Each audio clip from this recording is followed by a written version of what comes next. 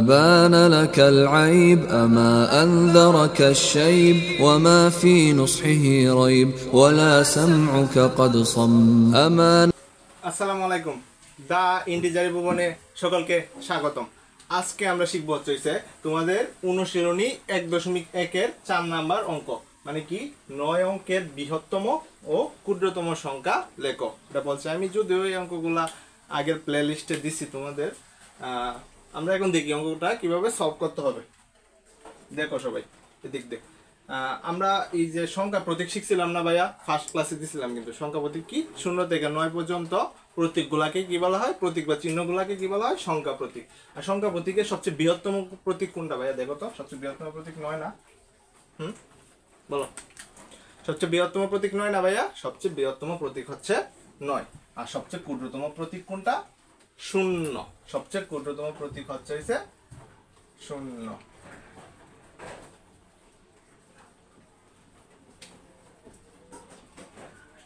এখন তোমাকে বলছে 9 অঙ্কের বৃহত্তম ও ক্ষুদ্রতম সংখ্যা লেখতা। ফার্স্টে আমরা লিখি ভাইয়া, ফার্স্টে লিখি 1 অঙ্কের বৃহত্তম সংখ্যা কোনটা ভাইয়া? 9 না? 1 অঙ্কের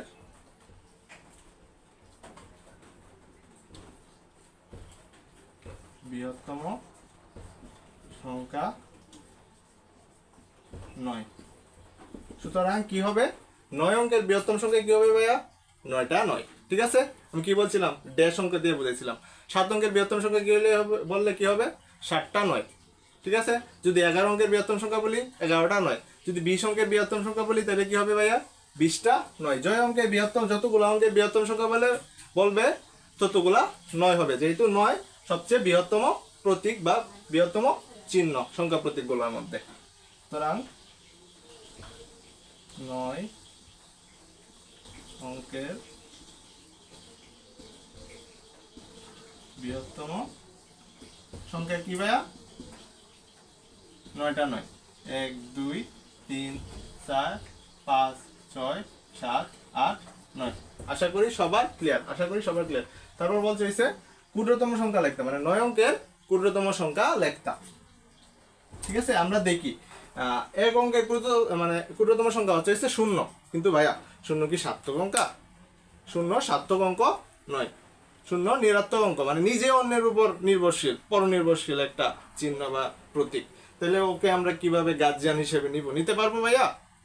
না, ওকে আমরা গার্জিয়ান হিসেবে নিতে পারবো না। গার্জিয়ান কোনটা? সবার সামনে যেটা আছে, এটা আমি তোমাদের এমনি বোঝানোর জন্য বলতেছি। ঠিক আছে, তাই আমরা কি করব? 1 দিয়া যতগুলা অঙ্কের ক্ষুদ্রতম সংখ্যা বলবে তার থেকে একটা এক কম দিয়া অতগুলা সংখ্যা 0 দিয়ে দিব। আমি একটু প্র্যাকটিক্যালি দেখাই। 1 অঙ্কের ক্ষুদ্রতম সংখ্যা 0। কিন্তু 0 সার্থক অঙ্ক নয়, কিন্তু 0 সার্থক অঙ্ক নয়। সুতরাং 9 অঙ্কের ক্ষুদ্রতম সংখ্যা কি হবে ভাইয়া?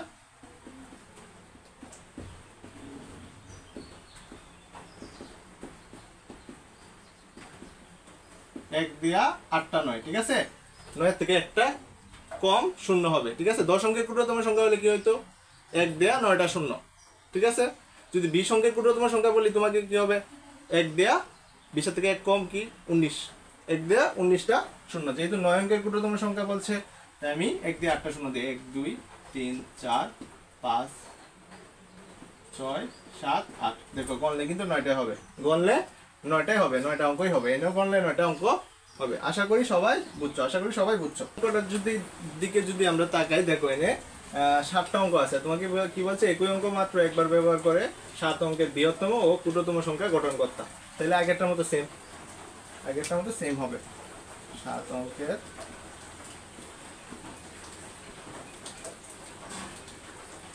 বৃহত্তম সংখ্যা। 7 অঙ্কের বৃহত্তম সংখ্যা কি হবে?